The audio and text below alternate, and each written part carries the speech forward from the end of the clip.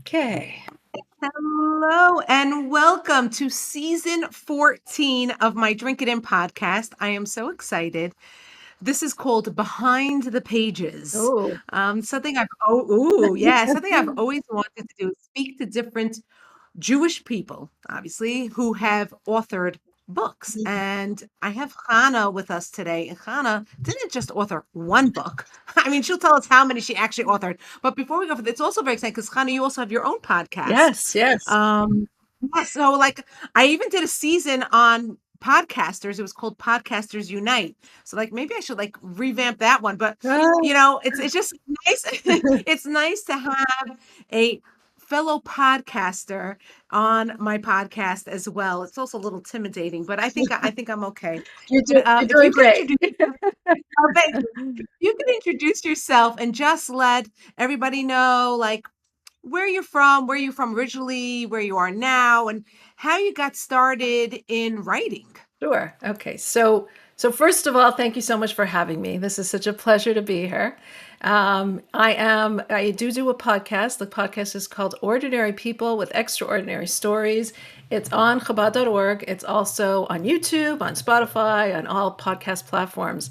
And I think, the fact that you're having podcasters and authors on just as testament to how big the religious Jewish world is and how people are so excited with Judaism that we can actually have these niches, and these niches are really big niches, that we can actually have books and we can have podcasts, which is phenomenal because I remember a time when it wasn't that way, and that's why I think it's so great.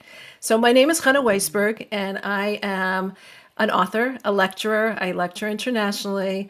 I've written several books. Some of them are behind me. And like I said, I do a podcast. I'm an editor on Chabad.org, which I've been working for many, many years.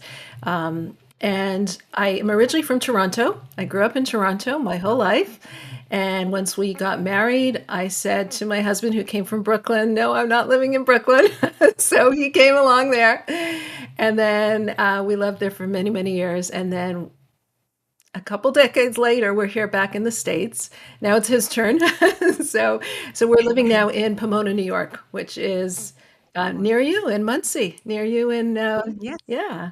So I didn't yes, even know yes. It's that, which is unbelievable. really exciting. Like we're like in each other's backyards. Yeah, we really have to go to have a Java for coffee. Yes, definitely, definitely. Yeah. So I'm curious so obviously are you Chabad by upbringing? So I am Chabad by upbringing. My father was he passed away a year ago. We just Mm, had his yard site. He was Harav David Shochet, who is the Rav of the Mora Asra of the Toronto community in the Lubavitch community in Toronto. He was also on the Vad HaRabbanim in Toronto, so he was very involved in the community, and it's just such a loss. I mean, for us, obviously, but also for the whole community. And that this was something phenomenal that I really realized. And that is like my father he was brilliant. He was a brilliant individual. He would be studying as a girl. I always remember him, with a sefer. And he was a very big halachic authority. So people would call him from really literally around the world. And he was not shying away. He wasn't shying away from answering very complex questions. And what I saw though when he passed away is, do you know what everyone realized, of course, his brilliance, but everyone kept saying during the Shiva, he had that ability of just connecting to people, of just asking, so how are you, after he gave the psak, so how's your family? So how's your children? And it just goes to show, you could be brilliant and so intellectual but that wasn't what people remembered him for. They remembered him for is the the way he conducted himself in asking people and how they were, how their family is, that little question about their children or their child. And I mean, he was the candy man of the show. The little kids would come all the way up to the front. And I think that was so beautiful because it showed that a Rav, who's this big Rav, is sweet. And that's what we want. We want to show that Judaism is something that's sweet for little children, for big people. It's not just this, I mean, it's obviously this awesome thing, but it's not just this this body of knowledge, but it's something sweet for our lives. And that was like a huge like lesson for me. I mean, I always knew that my father was that way to us, but it was every single person who came said, we thought we were the only ones. We thought he was the only one, that we were special to him. And one after another, they were saying that. And that was really special to hear. So, yeah. No, what you're saying is so true and so important. I remember my first job interview. I was a young girl. I was just 21, and I had just recently gotten divorced. Mhm. And here was a young mother, had a 5-month-old baby, and I remember I'm sitting there in the principal's in front of me, and I applied for this teaching position, and he's like asking me questions. And it wasn't my first interview. It was just that ended up being my first job. And I remember he's looking at my resume. He's like, I see so many different addresses here because I had just moved back home with my parents. So I'm like, oh my gosh, I don't know what to do. I said, you know what? Okay, I just recently got divorced. I really didn't want to talk about my private life on Right. at this interview. Sure. And all of a sudden, he takes my resume that was in a folder. He closes it up, and he just changed the whole interview. Says, "Are you okay? Mhm. Are Wow. you doing okay?" Wow. And I ended up working for him. I ended up working in that school for 28 years. I just retired 2 years ago, Wow. and I remember that yes, and I was being honored. No, no, this is when he was retiring. When that principal was retiring, they asked. Oh, sorry. I love that. Delete this. I'm coughing up a storm. This is the problem of doing it on a fast day. Okay. So they asked me to speak at his farewell. And he said, "Oh, you're going to speak about this, or you're going to speak about that?" I said, "No, I know exactly what I'm going to speak about." Mm. And at his farewell dinner, I spoke about that moment when he interviewed me, Wow. because that was human. That was humanity. And that's what you're saying your father was. 100%. That it's so unfortunate that we don't have more people like that, but Yeah, no, 100%. So you asked me if I'm Chabad, so I am Chabad. He was but I went to Beis Yaakov schools my whole life, until I say I didn't step foot into Lubavitch school until I was actually the principal of one. there you go. Yeah, we started a Okay. seminary there in Toronto for a number of years. But he was sent by the Lubavitcher Rebbe many years ago. I mean, he passed away. He was 91 years old, and he came when he was 25 years old with my mother, and he was going to be an electrical engineer. And the Rebbe says, no, you're not going to be that. You're going to be inspiring people. You're going to be igniting people, not igniting the electricity and things, igniting electricity in I people. like that. And he says, "Well, what if my Kala doesn't want?" Because she was in Israel and she had actually a dental practice at the time, and and he says, "What if she doesn't want?" And the Rebbe Wow. just smiled, and she gave everything up. He gave everything up, and they just went out to really inspire people and build up communities and make connections and teach. And at those years, it was not easy in Toronto. I mean, I'm the youngest, so by the time I came around, things were much easier. But even I remember my mother like not shechting, but taking the kashering, the chicken in the furnace in the basement, like on this wooden board, and salting it and showing us how you're supposed to salt it, because she's from Russia originally, and that's where she learned all these things. And the Mesiras Nefesh in Russia, that was just incredible what she went through. But she'd be showing us and saying, you never know, you might need it somehow. And I was like, I don't want to see this. Wow, Yeah. wow. I just say that's I like while you're talking, I'm just so enamored with the Chabad community. It's unbelievable. I think maybe that I'd have to do a whole season just on Well, Chabad. I I love have a daughter who went it. to Shlichus in the Bahamas, so that's not Wow, that's a place that's to do the that's a shlichus. place to That's a do good it. place. Oh, good weather. Good But weather, but you know what? so It's when did it's you start? it's hard though, Okay. because you don't have a school you have for your children. Once you have children, it Uh, becomes something that it becomes a challenge, and it's uh, really, uh, it's difficult unless you really have that feeling and that motivation to do it. It can be difficult. uh, Yeah. So where did the writing start then, So Chana? When did you start all this writing? So I always grew up, wanting, I was always questioning. I was the youngest in the family. Um, I don't know, are you the youngest? What are you, Jordana? Yes, I am. I didn't want to say, but yes, I am. And we're having so many things in common. I also didn't want to say that my father's a dentist, and so are my three siblings. So Oh, I'm like, wow. I love this. I love doing podcasts, and then you just like meet people, and you're like, wait a second, we have such a connection. It's Right. crazy. Okay, go on, go on. So, I don't know, because someone was just asking me, like, someone was complimenting me on the Ordinary People Extraordinary podcast, and someone who I met, like a random person at a wedding actually in Lakewood, New Jersey, completely knockabout, and she's like, you have this way of just making space for people. That's the words that we need to use nowadays. Making space, right? That's the lingo. You have this way of making space for people. You would be such a good therapist. Did you have to learn how to do that? And I said, no, no, no, it just came naturally. Like, I think because I'm the youngest, and that's why I asked you if you're the youngest, I would always listen to my older siblings. I was always like in a position of listening to people, and I love people watching. I love listening to people. So, yeah, so it's when you watch people and observe people. And so I was very curious growing up. I was always a very curious person. I still am. I still am curious. And I always wanted to understand things on a deeper level. And again, with my father, I remember we lived pretty far. We moved to Thornhill at the beginning. I don't know if you're familiar with Toronto. When Toronto Yes, I moved, just I just came back from Toronto. oh, I had an event Sunday night. Yes. okay, so Thornhill now is big. It's growing. There's so much going on there. It's a hub of activity. But when I grew up, when we moved to Thornhill when I was in high school in 10th grade, which was when I was 15, and it was empty. There was farmland on the sides. You'd have to walk from Steeles to Chabad Gate, and it was like there was farmland on the sides.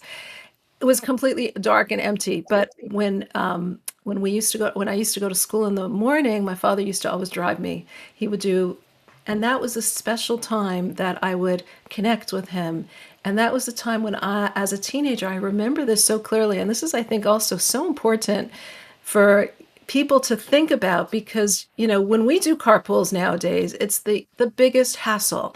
It's the hardest thing. No one wants to do carpools. It's the one thing that no one's going to do a chesed for you, right? They'll do chesed for everything. When Right. it comes to carpool, no, you owe me, right? It's the hardest thing to do. And I remember that those were the times when he would drive me every morning. That was the time that I would gather up all my questions that I had, all the things that were bothering me, all the issues in a turbulent teenager's life, the things that you think are so important. And that time period, that half hour, 45 minutes, 50 minutes, that was the time when I just had him. It was before cell phones, before anything else. And that was a time when I would just speak to him and ask him the questions. So growing up, I always was interested in things. I always had questions. And the first book that I wrote it's called The Crown of Creation. And it was really about biblical women and women's role. And I grew up in a traditional Beis Yaakov environment, but I always wanted to understand how does this all fit in, the woman's role with an understanding of who we are as women, feminism, how does that express itself? The equality, are we equal? There were so many questions that I had, and I wasn't really getting the answers in school. So it was something that I felt like I really wanted as I finished school. And this is where the real education comes in. It doesn't come in when you're in school. It comes in when you're really learning on your own. So that was when I decided, you know what, let me just try to understand it from a feminine perspective. And this was in the 90s when there wasn't really a lot available, especially not in English. There wasn't anything available really from a feminine perspective in English on biblical women, biblical people that we can look up to, understanding their life stories, understanding what they were going through, understanding their challenges, understanding their life from the inside out, really getting it. And I was doing a course, I was teaching, I was doing a course for women that we had started. It was called the Women's Institute of Torah Study that I started with a friend of mine because, again, I felt like we needed more women teachers in the field, women who can teach other women and help them understand a feminine perspective on life, on issues. And so we started this institute where once a week I would be doing this class. And the participants were so varied. It was like you had Beis Yaakov girls, you had completely not religious, you had completely anti-religious. everyone came together and it was so beautiful. And the point was to do it with sources, to actually bring sources and explain them, obviously in English translated, but really a perspective. And I had done so much research on that because there was nothing really available in English. And then I decided to write down my notes so that I could have it for future classes. And then as I'm writing down my notes, I said to my husband, I think this would make a good book. I think I might as well put it in a book because let other people learn from it. I've done so much research, let it be out there. And he looked at me and he like kind of smiled and he says, "Yeah, right." He had little children at the time. Yeah, right. You're teaching, you're working, you're doing so many things. Yeah, you're right, going to write a book. Right, right. And I remember I would go upstairs like at the end of the day when the kids would be sleeping. And I just did a little bit at a time, just plugging away at it. And a few months later, I came down to him and I said, "Guess what? It's done." And that was really the first book that I put out. It was called The Crown of Creation, if you see it over there.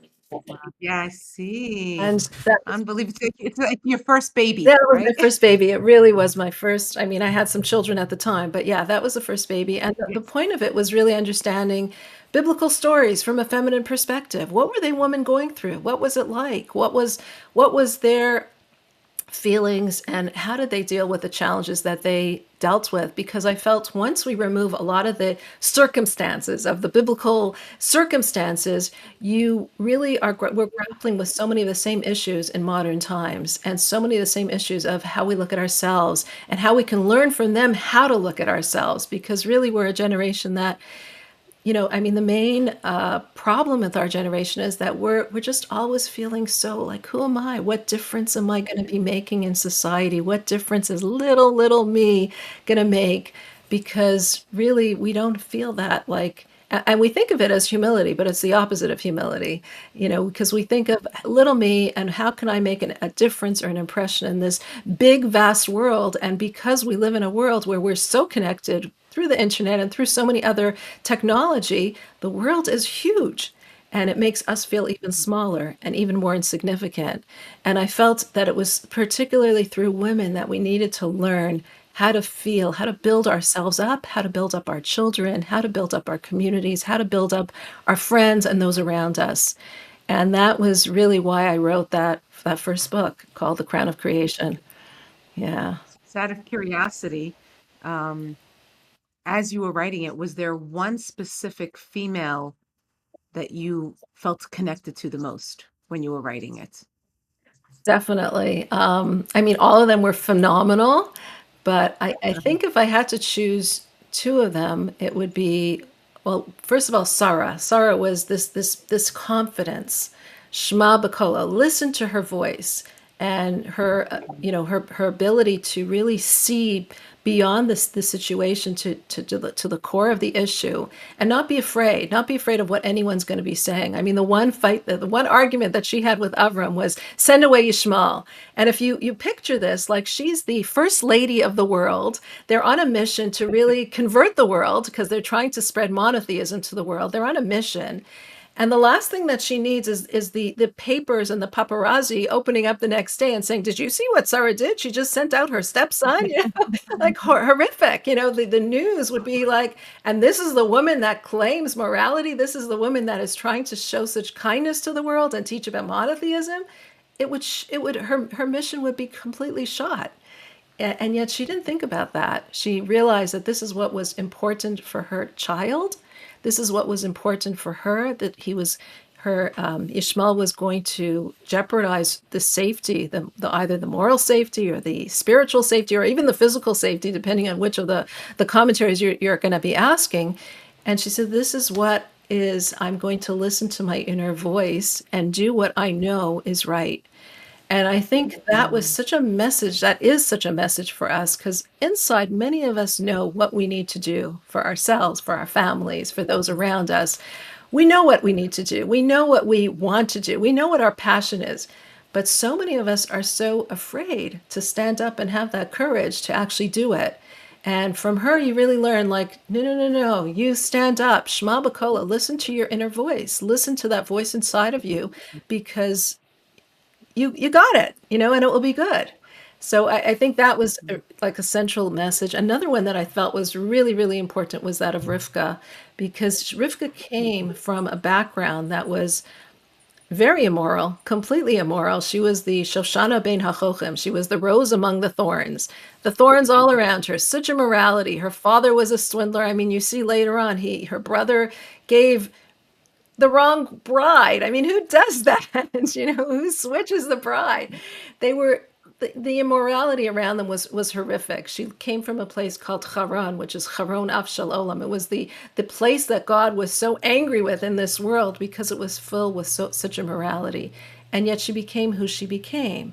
But it wasn't just that she became who she became, this amazing woman and this matriarch and the wife of Yitzchak and the mother of Yaakov, but that she didn't discard her background. She took it with her. In other words, when she made that pivotal decision, which could have changed the course of history, which did change the course of history, and says to Yaakov, "Go and be dress up like Esav, because the brachos, the blessings, are supposed to go to you, not to Esav."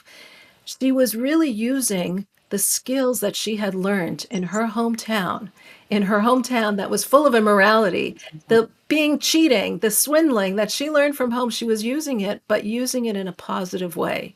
And I feel from her, we Mm. really learn, often when we come from a background or we come from a situation that we've overcome a problem, a struggle, a challenge. We want to just like close the door and forget about it, like leave it. I'm past it.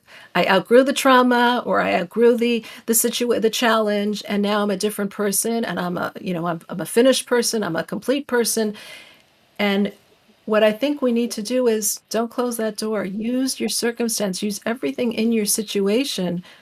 You've been given that for a reason. You've been given that for a purpose. Don't be embarrassed about it. Don't be ashamed of your past. Your past is who makes you into what you are. And your traumas and your challenges and your struggles are what make you into the person that you are. Use that. Use that to become the person that you can be. And I think that's also such an integral message for today, because in today's time, so many of us have gone through issues, challenges. We all go through. I mean, you look around and everyone has something. I say when people ask me, how do you find all these people on your podcast, Ordinary People, Extraordinary Stories? I said, what do you mean? Just look around. Everywhere you look, everyone has a story. The question is just if everyone wants to tell the story in public, but everyone has a story. Everyone has something that they're dealing with. And we don't need to be ashamed of what we're dealing with. Whether or not you want to announce it on a podcast and speak about it on a podcast or not, that's a different story. But I think the point is to not only grow into something else, but take what you've learned, take your past, and use that to really understand who you are and really understand in a new way your world. Because the fact that you've been given that situation, those circumstances, those difficulties, that disability, the negativity, whatever it is not a negative thing. It's something that is there for your growth. And that's what I really, really loved from the Rivka story. Yeah, and it's so interesting you say that, because when you were talking about Sarah and you were talking about Sarah's strength, I already jumped to Rivka because I always have a dilemma with Rivka. Right. My dilemma with Rivka is that she doesn't do what Sarah did, meaning here Sarah was able to do it to oust her stepson, and Rivka, she could have who are we to judge? But I'm just, just this is all with all respect about the imahot. So whoever's listening, please, I'm not trying to That's be right. disrespectful. This is two women talking in a respectful, knowledgeable women, just sharing thoughts. Okay, I Right. don't want to get like complaints. How dare you? So I need to say that um, she could have approached her husband and said, "Hey, there's an issue here with Asav. He's my son too. I love him just as much as you love him, but there's something going on here." Meaning where, because I've been a stepmother, so I know what it's like. So if you're a stepmom and you're gonna oust your stepchild, that doesn't always definitely go over well. And it was great that she had a Kadosh Baruch Hu's backing, because Right. that was important. Right. But here, when you're a team player with your spouse and you have an issue with one of the children, She should have gone I out for I coffee wouldn't with him and said, "Okay, let's have coffee and let's talk about it and let's talk about our children, and I yes, wanna share my yes, perspective with you." perspective, right? So Especially I have and said, especially since I have inside information that right. you don't have, Yes. So I think it was right? actually that's another thing that I think, as women, we learned from her. You can tell somebody something, but they're not gonna get it unless they see it with their own eyes.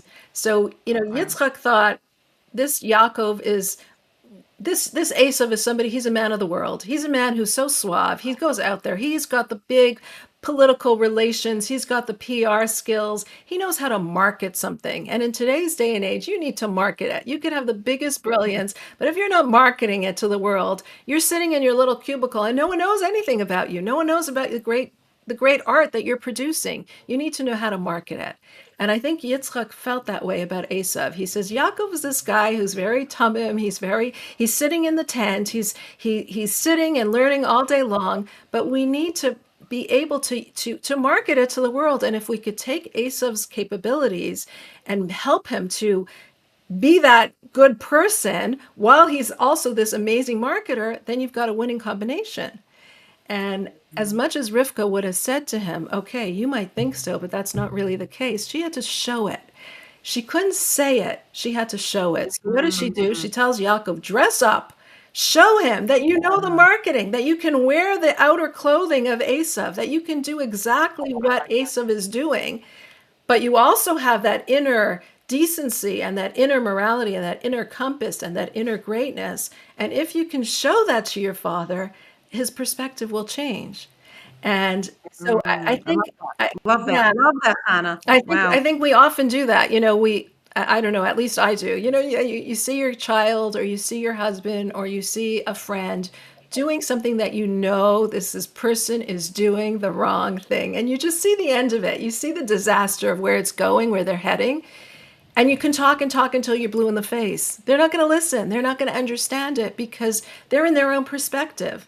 But if you can help them to see what you're saying rather than talk but come to that realization on their own, then you've just taught. That's a real teacher, that you're able to give Right. somebody the ability and the space to actually come to that decision through your own guidance and through your own help, but that they can come to see it on their own. That's when you've really taught, and that's when you're really Mhm. being a parent and a mother and a spouse, because you can tell your spouse something and that's just doesn't work.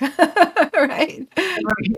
Oh, I love that. I love that. I love such words of wisdom. Thank what I love about it is that because you're talking my language, because I'm a true believer that wisdom is in the Torah. Yeah. Truism is tourism. I say, give me a concept that you find out in psychological world philosophy, and I'll show it to you in the Torah. Yeah. It's all there. You just have to know how to look A- for it. And So you know thank what you it so much. says, even like Yitzchak, it says that when he finally said Gam Baruch Yehiyah, he should be blessed after Esav came to him, and that was when it says he saw that he saw Gehenna opening up. He saw punishment opening up for Yaakov. And that's when he said Gam Baruch Yehiyah. He saw the destruction of the Beit HaMikdash, and that was when he said, oh, that's he should be blessed. And the question is why? Like, why is he saying it when he sees the destruction, when he sees something negative? But that's when he realized this Yaakov has the ability of falling, but he has the ability of getting up. So he was able to see exactly what Rivka envisioned intuitively and understood intuitively. He was now finally able to actualize it and realize her vision, and realize that that was a vision, that was a vision of truth, and a vision of what God wanted for this world. So it's Beautiful. amazing how the women are like throughout the Torah, it's the women who seem like they're taking a secondary role, who seem like they're in the background, who seem like they're just not the ones at the forefront, but they're the ones that are kind of guiding everything. It's kind of like the neck and the head. The neck tells the head exactly where to turn. Right. You think you're the head? Well, the neck is the one that's guiding you and showing you exactly which way you're going to be turning, and go try to fight the neck. So it's the Right, women exactly. it's the women who are really giving that guidance and changing the course and the destiny of the Jewish people.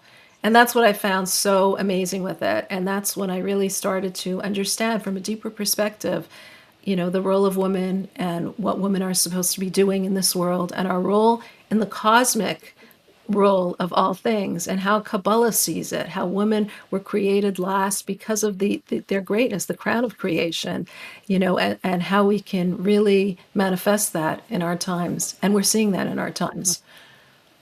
Beautiful, beautiful. So that was your first book. That was the first Wow. Okay. book. Don't worry, listeners, we're not going to go through every book in such depth. So, Yeah. how about, how many books in total have you written? Let's do with that. Okay, How many so books I have you wrote written so six far? books, and the first Six. the first was about women, biblical women. The second was about the women's mitzvot. What I found after that is I was raising children, and I really wanted to do. This was like my head, this was the brain. Now the other books were my heart, and that's what they really Mm, were. It was really taking like a snapshot of time, a snapshot of raising your children. Time goes by so quickly. It just flies. You don't even realize, and before you know it, the kids are grown up, and you don't remember what did they say, how did they say it, what were these little cute episodes that we had together, these little stories in our time that we had together. And so the next ones were really a snapshot. I called it Divine Whispers because I felt like in every situation that we're in, there's a little divine whisper, even in the mundane that we're doing, even when we're doing the laundry. And as women, we're doing so many mundane things in our day to day, especially women who are with young children, who are raising young children. You're involved in so much mundane physical reality. That doesn't mean you shouldn't get the spiritual reality and the intellectual reality when you can, but let's be real. You're involved with a lot of just physical needs. And I felt like, let me show how in the physical, in the mundanity, there's God. There's these messages, these little whispers from God, these divine whispers of God showing us, guiding us, taking our hand and showing us how things go. So the next two books were more the heart, and the last two mm, books, the last book that I wrote was called Shabbat Delights, and that is a series. It's a two-part series, and it's on the weekly Torah portion, and it's taking the weekly Torah portion and finding the psychological dimension of it, how we find a lesson, a connection, something that guides us. How do we navigate life from a more psychological perspective through the spiritual lens of the Torah? And that was what that was all mm. about. And now Wow, when I that's do, so, and now I do the podcast yeah. because I feel like, okay, reading and writing is great, but I felt like, especially during COVID, is when I started doing these interviews, I felt people need connections. So even the writing Mm, that you're seeing is great, even the heart writing that you're seeing, the heartfelt parts of it, the mind, the heart, but we need connections, and we need to hear from people, from actual people, living examples. So you can learn a book, and you should learn a book of Shara Bitachon and all about Bitachon and what it means, but then you could actually have a person that you're speaking to, and they're a textbook example of how to do it. And when you see that, and it's an ordinary person, but it's an ordinary person living with the faith, living with the bitachon, living with the emunah, living with a higher understanding of life and a higher perspective through the challenges and through the difficulties and through the struggles that they're going through, that's when you can really say, wow, like this is what we need to connect to. And that's why mm, I felt it was important, after all that writing, to now start a podcast, which is more about, actual hearing from people, and not necessarily the leaders or the Talmidei Chachamim, the scholars of our times, but regular, ordinary people, what they're going through and sharing what the messages from them. mm. So, so beautiful. It's so interesting because I also have I do a weekly video called Drink It In, and that's what I do. I'm on year 6 already. Just it's a message based off of the Torah portion and how it connects to our lives. Absolutely. Um, so So yeah, and I I'll just have to love, give you a gift. yeah, 100%. I love that, and it's just unbelievable. And I'll tell you honestly, I remember when I first started out. a publishing company, which I don't know you go. Is there a special Chabad publishing company, or you just do any company? Or No, I just went with any company. It's interesting. The first book, which was The Crown of Creation, I it was in the 90s again, remember, and this there wasn't a lot about women out there. And I went Mhm. to a few publishers and they said, I mean, the book has like extensive footnotes. I'm talking about like 400 or 500 Yeah. footnotes with sources and everything, which Wow. everyone says, "Oh, your husband must have done it." No, no, I did it. Thank you. Um, so I went to this publishing company and they said, wow, this book is so profound and so deep. It has a lot, it's greatly sourced, but we think that it's too profound for women. And That's what I had. That's what I wanted to tell you. Right. So the publishing company said to me, Jordana, I don't know if people are going to want to buy a Parsha book from a woman. Already, it's difficult. People don't necessarily buy so many Parsha books. And then if they have a choice between a Parsha book from a woman and a Parsha book from a man, more often they're going to buy it from a man. So maybe you write a book about something oh else. yeah, So I can't yeah. listen. Go on, go on, go on. I'm loving this. Go ahead. Wow, yeah, and the next company said, yeah, we only publish books that are on halacha, Jewish law, and recipes for women. This is in the 90s. I hope it's changed. I mean, I think it's changed. So Okay. yeah, that was a big challenge. That was a very big challenge at that time. So eventually, I mean, the next book when I did Tending the Garden, which was the first two books combined with other stuff, that was already Targum Press. So that was already, at that point, I guess people realized the first two were so successful. It's time to do Mm, that.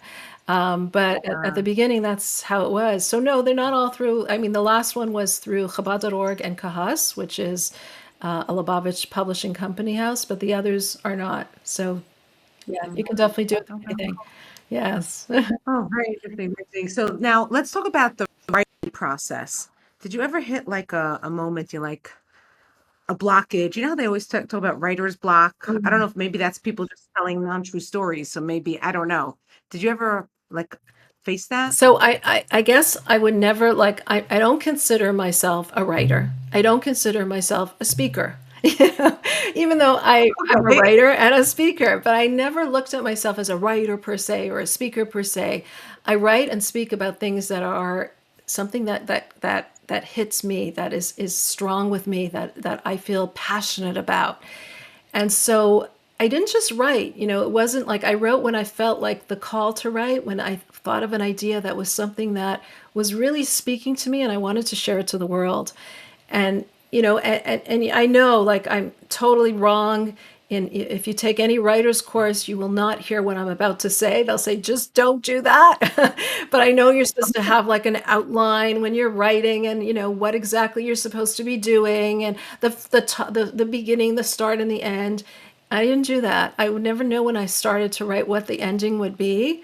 I mean, I had a little vague idea, but I never knew. And those I felt were my best pieces. Those were the pieces that came from a different place.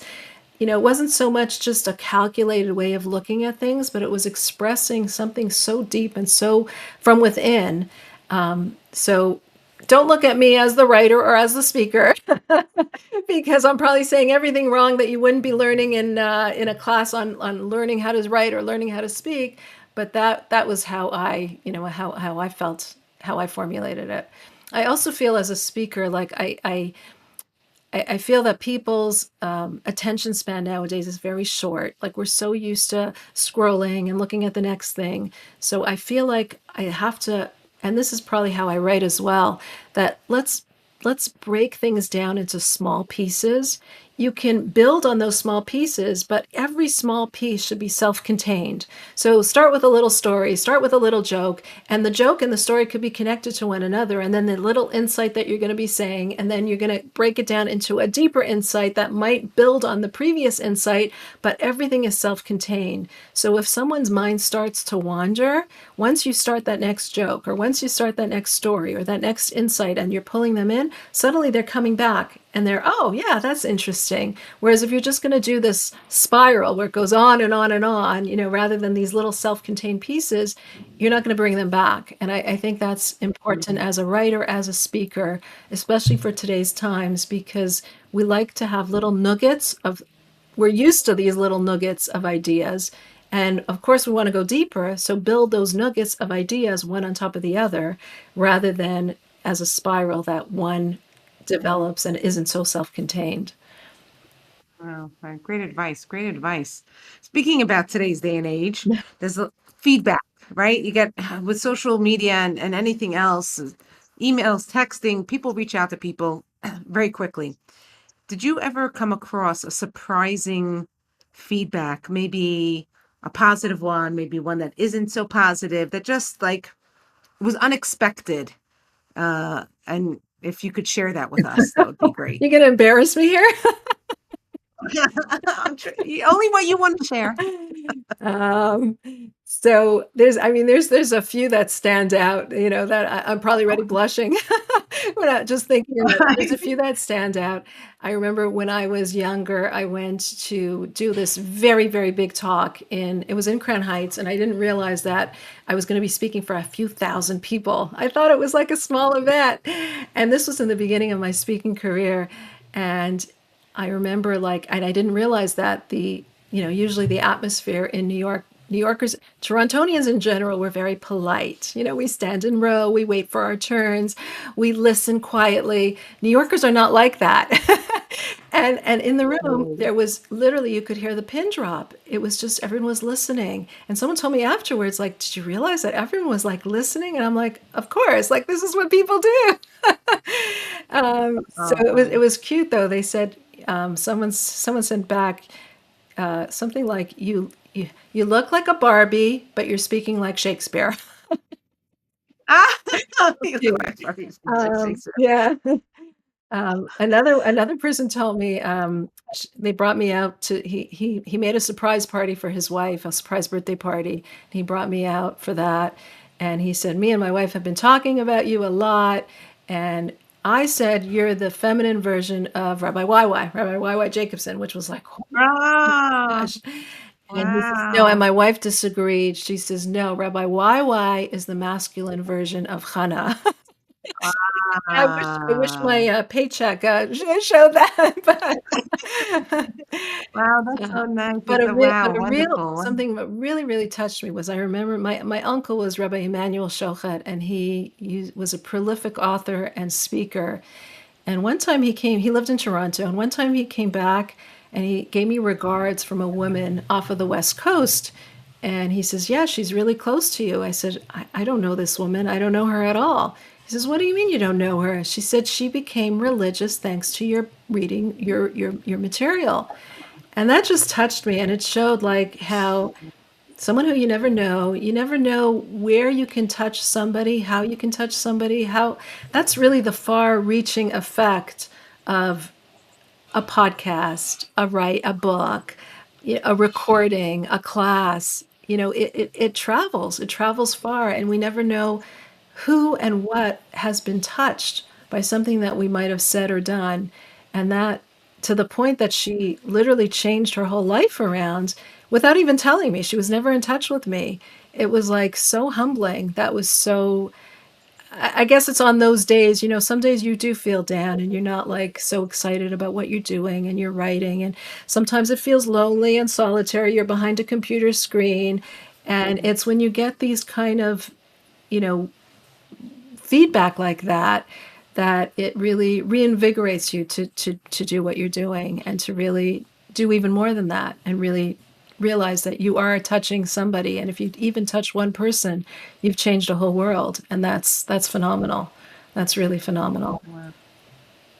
Wow, wow, that's beautiful. I love that. That's so, so special. And it's so nice that you heard that. Like Yes. that HaKadosh Baruch Hu gave it traveled so that you can hear that. That's the divine whisper. Yes. Um, And it's and fascinating because very often you hear that like years later, like I just interviewed this person, Moshe Reuven Sharadsky, who's now this big rapper.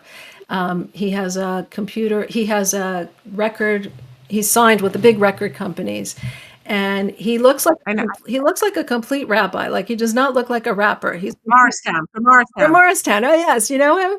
I interviewed him. I had him on. I Oh, had him on. I had a season called Jewish Entertainers. I had ah, him. okay. So he's big. He's like number one in Mhm. Spotify in Israel. Like Yeah, yeah. big stuff. He's very humble, so he doesn't come across like that. And his journey started off not religious. He was in Cooper City, Florida. He was not religious. And at the end of the podcast, he says, I really wanted to be a part of this podcast. And he reached out to me, actually. He said, because you were so much a part of my journey. I used to sit and watch your classes that you gave, your Parsha classes where you were like in your dining room. We had this filmed and it's on Chabad.org. You were teaching and you gave a class on Rachel and Leah about the struggle and the charisma and all that. And that was a part of my journey that touched me. And this, I never knew this. This is years later. This is how many years ago? And when you hear things like that from people that you just happen to meet, I guess you hear it on the days that you happen to need it. you know, it reinvigorates you. It really helps you to do what you're doing. Oh, beautiful. If there was another author that you would love to meet that you have not had the opportunity to meet, who would that be? Or it could be someone from the past, maybe, that now we can't meet. Yeah, I would love to meet some people from the past. I would love, I mean, today as we're filming, it's Tanis Esther, which I know you're not going to be showing it. You're probably months in No. it. But I mean, not really an author, but the book is all about her. Megillas Esther is all about her. I would love to meet with her and say, like, how did you do it? How did you do it? I mean, in today's day and age where we have the hostages there, and I've interviewed many Right. of the families, I'm sure you've done as well, families of hostages. And it's just like you just almost can't breathe. I remember I did one with the father of one of the hostages, and he was so full of strength. I literally was crying. Like I had to compose myself afterwards. It was just so unbelievable that you have that. So I would love to speak to Esther directly and say, how did you give up so much? You gave up your life. As according to many commentaries, she was Mordechai's wife, and that's why she said, "Kasher avadati avadati." What I'm losing, I'm doubly losing. I'm not only going to approach Achashverosh in this time, and who knows what he's going to do. He might physically kill me, but I'm also giving up my spiritual connection with this Gadol Hador, with this greatest person, this greatest sage. And yet she was willing to do that for the Jewish people, give up her spiritual self, her physical self. And I would just say, like, how? How did you have the strength to do that? What were your thoughts in those moments? What were you thinking? And what can you tell us for our times in what we're going through? Because, Jordana, I remember saying once to a mother who had a disabled child who had very, very special needs, and the child was really not able to do a lot. And the woman was saying to me, she was saying that a lot of people sweat the small stuff in life, and it's so hard for her to see that. Like here she's dealing with on a day-to-day basis of a life and death situation. And here people are just sweating over some small things like you had to wait in line, when you were in the restaurant for your takeout, or, or you're stuck in traffic somewhere, like these small things. And I remember saying to her, like, I really appreciate what you're saying because you're going through so much. But on the other hand, for those people, that small stuff is the big stuff. And of course, we should try to have that perspective. But for us, sometimes the small stuff is really the big stuff. And, you know, I mean, I remember in the beginning when after October 7th, it was like, how could you even like ask Hashem for what you need when all, what little things that you need or even big things that you need, but look at what's going on. But that's not the right perspective because Hashem is infinite and he could give everything. So the little stuff that we're sweating can sometimes be the big stuff too. But if we can learn from people who are really dealing with the big stuff, someone like Esther, like Queen Esther, who gave up so much and had that integrity and that genuine sincerity, someone who really her self-sacrifice for the Jewish people was so immense. if we can understand that, how do you get that perspective? How do you get that big picture? How do you do it on a day-to-day basis when you're stuck in this king's palace, where you don't want to be and you're not with your people? How do you keep that strength? I would love to ask her that directly. Yeah. It's interesting that you speak about that. It's such a tightrope walk, I think, in today's day and age, talking about self-sacrifice. Right. It's a hot topic, Yes. right? How much are you supposed to self-sacrifice? If you have a mother that is self-sacrificing, maybe she's self-sacrificing too much. Right. That is also like, when do you know, when is it enough? When are you losing yourself? Right. So it's a really big Um, topic in today's time and today's day and age. I think it boils down to, how do you look at your sacrifice? In other words, are you looking at it as a sacrifice and I'm being the biggest martyr and this Jewish mother syndrome where I'm just giving everything and then I'm turning into the shmata, myself, and there's no me and there's no self and there's no, and I've just given to everybody, and you're so angry and resentful about that. And that, of course, is not the idea of what we're supposed to be doing.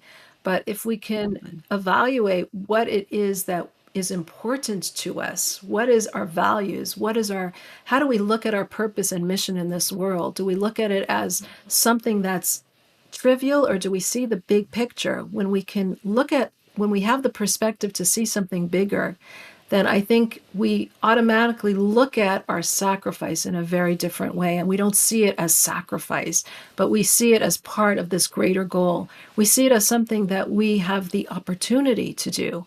It's not a sacrifice, it's something that we've been given an opportunity to be a part of history, or an opportunity to help somebody, to really change somebody, to give life to another person. I mean, when we look at it as just as a burden on us, that's a very small perspective. But I think it's starting from the foundation up. You can't just expect yourself to, oh, let me be so self-sacrificing, and at the end of the day I'm going to be a miserable human being who's angry at the world and who's taking it out on my children and my kids because I'm the stucca person and I'm the chesed person that everyone could ask for anything. But it's evaluating and setting boundaries, sometimes setting proper boundaries, but it's evaluating why you're doing it. Are you doing it because you want to be known as this great person who's always the chesed lady? Or are you doing it because this is genuinely what you feel is important? And this is something that you feel this is an opportunity for you to be a part of. I think that's a very big, big difference in how we look at things. Right. I just put out a video last night, for Purim, for Esther, and I said that she takes her prison and turns it into a platform, Yeah, and she takes her pain and turns it into purpose. exactly. So Exactly. that's yeah, And exactly. again, like, it doesn't mean, we're a generation that we don't want to suffer. We don't want to have pain. No pain, no gain. But No, no pain, like no pain. But, we need to okay, look at struggle as in a different form. Struggle is something, even stress. Stress is something that's a positive thing. Athletes have a tremendous amount of stress. Their body is getting up for a race, they're gearing up, they're full of stress, but they're not looking at it as, oh, I'm so stressed out, how am I going to do it? They're looking at it as, this is the adrenaline that's running through my body that's going to get me to the finish line. So stress is not something that's always a bad thing. It's not something that's always, right. struggle is not something that's a negative thing. Working hard is not a negative thing. It's our frame of mind and how we look at it and how we see it, and how our perspective really influences how we look at it. Oh, beautiful, beautiful. So let's end with one last thing, Chana, if you don't mind. What advice would you offer to an aspiring writer, who wants to explore this field? Or I know you said you did it differently. You said, "Don't listen to me. This is not how you go take any writing workshops." But that in a way, that's great. Then your advice is going to be unique and different. What would you offer to somebody who's looking into, I want to write a book? Where do they start? What do they do? So I think just start. I think just start. Just do it. Like, it doesn't have to be a whole book. Just collect. Like, for example, when I did my book on the Parsha, I wasn't planning on writing a book on the Parsha, but over the years I had written so many articles on Parsha. And because they were written by me, they all had a common thread because they were things that I was interested in, I was passionate about, and they all had like a little bit of a psychological twist to it. And so at the end, I said, hey, why don't I put this all together into a book? It would make a great book. So I think, unless you're writing a novel where it is a continuous thing, but there's so many ways of writing a book where you can write just different parts to it. Even if you're writing a novel or even if you're writing your own story, your own history, write different parts of it and then somehow you can connect it and bring it all together. So I think the important thing is don't look at it as like this big feat, a book. It seems like huge. And this is really anything. I mean, exercise, running, you start off small. And then all of a sudden, I remember I was doing running a few years ago. I did this training on running, and I'm a person who can't even run for 10 seconds, literally. And at the end, I was running 3.2 miles, and it was incredible. And Wow. how was it? But just doing little steps at a time, really training your mind to say, I can go a little bit further. I can just do a little bit more. I can just go that one little step. And before you know it, it's done. So I think it's believing in the importance of what you're doing. Remember the importance of what you're doing, having that belief, having that passion, realizing that you have a story that you can share with the world that no one else has. It's your unique gift, it's your unique perspective. And the fact that you have that unique perspective and gift almost obligates you to use it and to give it to the world, to share it with the world. Because if you've been given something that God has in store for you, then how could you not share it? How could you not share your gift with the world? We all have gifts. We all have things that we've been given. And whether it's the circumstances of our lives, whether it's the talents that we have, whether it's the personality, whether it's the marketing skills, whatever it is that you've been given, you need to use it. You need to use it because this is what you've been given. This is chalko shel adam. This is the person's chelek that he's been given. Use it. Use it to create your mission and your purpose in this world.